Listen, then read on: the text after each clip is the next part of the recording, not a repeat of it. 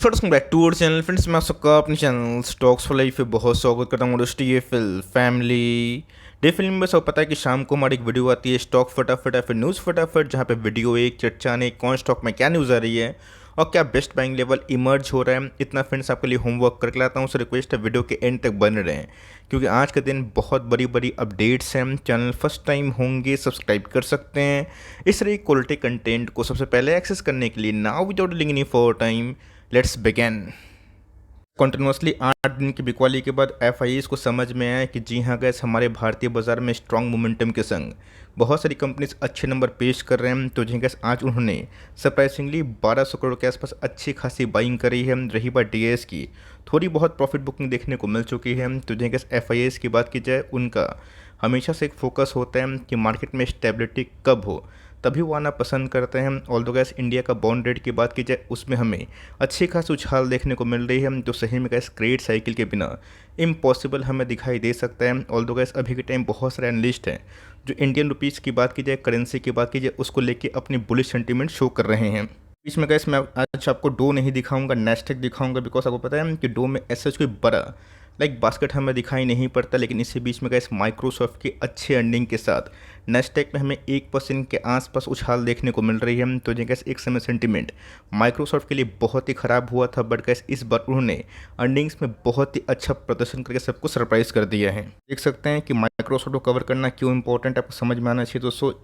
ये जो market cap होता है ना, माइक्रोसॉफ्ट, एप्पल, गूगल का ना, इससे कई सारे देश की इकोनॉमी समझ आई, इतनी बड़ी कंपनी हमें देखने को मिलती है। और इन सब कंपनी में 7 to 8% के आसपास तेजी आता है। तो मान के चलिएगा इस रिलायंस में अगर 7% के आसपास तेजी आए, एचडीएफसी बैंक में आ जाए, आप समझ सकते हैं कि मार्केट का मूड माहौल कितना हद तक लिफ्ट हो सकता है। ऑल्दो गैस, इस क्वार्टर में माइक्रोसॉफ्ट ने बहुत ही अच्छा प्रदर्शन दिया है। तो जिनका जो ग्लोबल हेडविंड्स है ना, शायद धीरे धीरे मतलब फेड अवे हो सकते हैं। लेकिन इसी बीच में फेड की बात की जाए, वो पल रहा है कब झाड़ेंगे, कब पत्ता खोलेंगे, और सही में 3 से 5 के बीच में रेपो जो उनके रेट हाइक साइकिल है उसमें क्या चेंजेस या फिर अनचेंजेस देखने को मिलेंगे, कमेंट्री क्या आएगी, इससे पूरा मार्केट का इस आने वाले 10 दिनों में जो मूड है, मिजाज है, वो निर्भर हो सकते हैं। तो गैस, अमेरिका की बात की जाए वो तो अलग बात है, बट इसी बीच में गैस बजाज फाइनेंस की बात की जाए, एस्टीमेट को बीट कर दिया।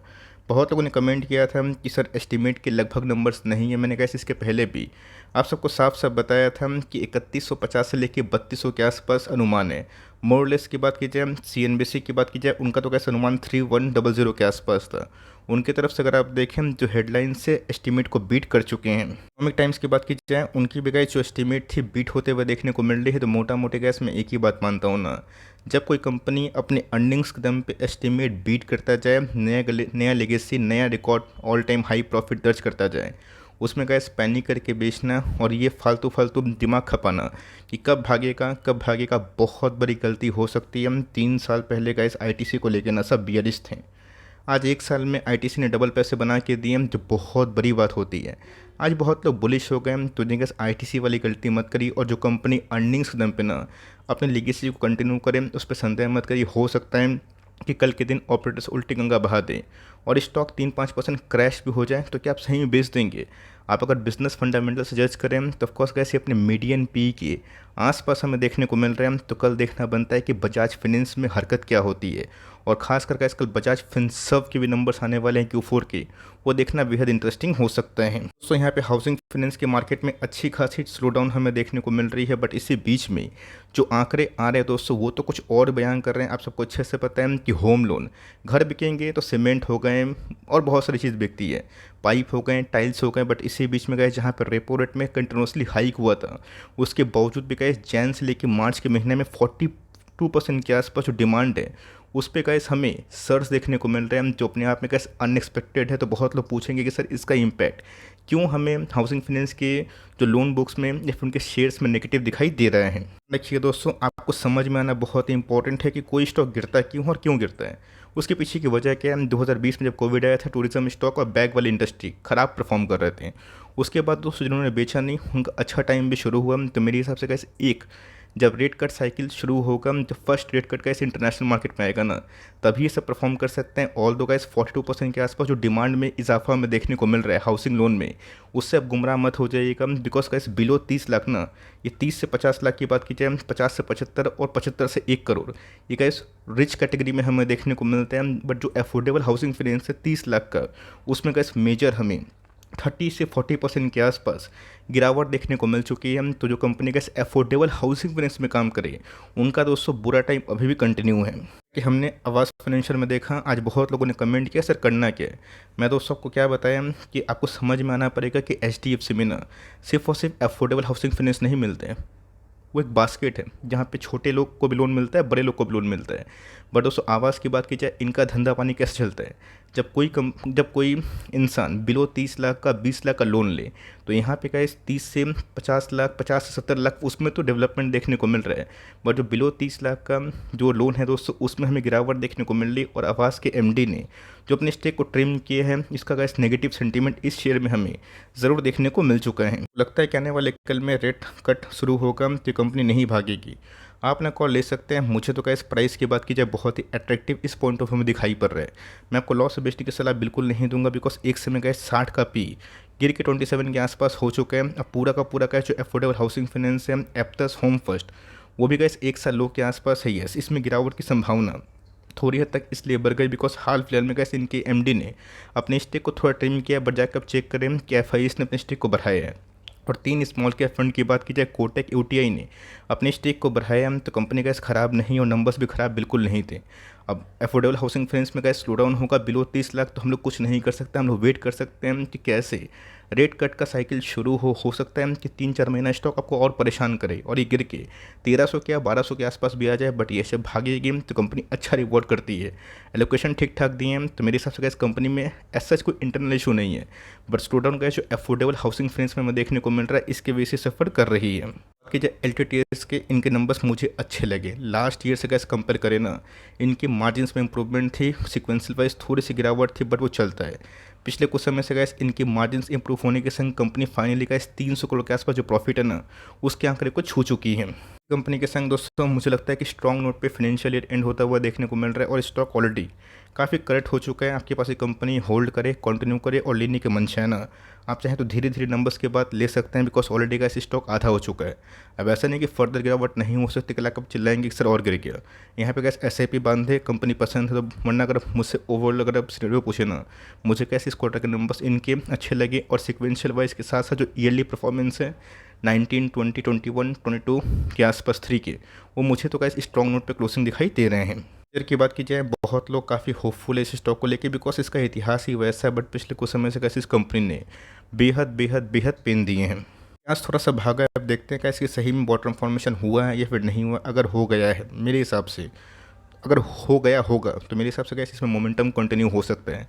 अब गैस गिरते हुए घटते हुए क्रूड प्राइस से इनको बहुत ही बेनिफिट होगा। और मेरे हिसाब से गैस इस क्वार्टर में ना, अगर कोई इन्वेंट्रीज का झमेला नहीं हुआ, ऑपरेटिंग मार्जिन्स ख़राब नहीं हुए, तो पेंट इंडस्ट्री के लिए अच्छी खासी ये क्वार्टर हो सकता है। अब देखते हैं कि इंडिको पेंट के संग बहुत सारी कंपनीज में थोड़ी बहुत बाउंस बैक हमें अहेड ऑफ Q4 देखने को मिल चुकी है। हम लोग तो गैस सिर्फ वही देखते हैं ना जो कंपनी पेश करती है। अब देखते हैं ग्राउंड लेवल में जो डिमांड है वो कैसे सर्च हो रहे हैं। बट मेरे हिसाब से गैस कंपनी बहुत ही अच्छी है। आपने इतना साल टाइम दिया तो और टाइम दीजिए, वरना गैस वही होगा, हम थक हर का बेच देंगे ग्रीन पैनल की तरह, IGL की तरह, ITC की तरह। कल भाग जाएगा तो पछताएंगे। फूमो के बाइंग ना करें और मेरी बात सुन के बाइंग ना करें। कंपनी अच्छी है, आने वाले 20 या 30 साल तक आराम से रहेगी इंडस्ट्री में, तो आप इसमें लॉन्ग टर्म दाव खेल सकते हैं अभी भी। और लिए हैं तो मेरे हिसाब से कैसे आपको ज़रूर होल्ड एंड कंटिन्यू पड़ सकता है। फूड की बात की जाए तो जो है कैसे ब्रेकआउट इस कंपनी ने दिया था, बट उसके बाद जो मोमेंटम है वो लॉस होता हुआ देखने को मिल चुका है। के टाइम का जो प्राइस सेक्शन है, इससे साइकोलॉजी यही समझ में आ रही है कि कंपनी के जो अहेड Q4 के नंबर्स आने वाले हैं उसको लेके मार्केट थोड़ा सा नर्वस है। बिकॉज आप सबको अच्छे से पता है कि इस बार दोस्तों बहुत सारी FMCG कंपनी के वॉल्यूम बढ़े हैं, बट मार्जिन्स ऐसा कोई नहीं बढ़े। नेस्ले कल मैंने कमेंट देखा कि सर नंबर्स कैसे हैं, वो सब कैसे कैसी कंपनी है, खरीदिए और लंबे बने रहिए। 1-8% मार्जिन फॉल होने से कंपनी ख़राब नहीं होती। टीसीपी के नंबर्स भी अच्छे थे।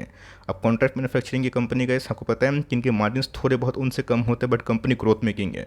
अब देखते हैं कि कंपनी ने जो सुपरहिट कैपेक्स अनाउंस किया था उसका जो फल है इस क्वार्टर में या फिर आने वाले क्वार्टर्स में कैसा देखने को मिलता है, और इस क्वार्टर के बाद उससे जो कमेंट्री होगी और गाइडेंस होगी कंपनी के नेक्स्ट क्वार्टर को लेके और नेक्स्ट फाइनेंशियल ईयर को लेके, बिकॉज ये तो एंड होने वाला है ना, उसमें कैसा डेवलपमेंट होगा मैं आपको ज़रूर शेयर करूँगा। पे कार्ड्स एंड पेमेंट्स की बात की जाए, ये भी दोस्तों बहुत परेशान किया था और कर रहा है, बट पिछले कुछ समय से गए 700 के बाद हमें थोड़ी बहुत रिकवरी देखने को मिल चुकी है। कंपनी का मुझे लगता है कि आने वाले कल में ग्रोथ ऑफकोर्स विटनेस कर सकते हैं, बिकॉज इंडिया में अगर आप ठीक से देखें क्रेडिट कार्ड इंश्योरेंस का जो पेनिट्रेशन है बहुत ही हाई है, बिकॉज ये पूरा इंटायर इंडस्ट्री बहुत ही अंडर पेनिट्रेटेड है।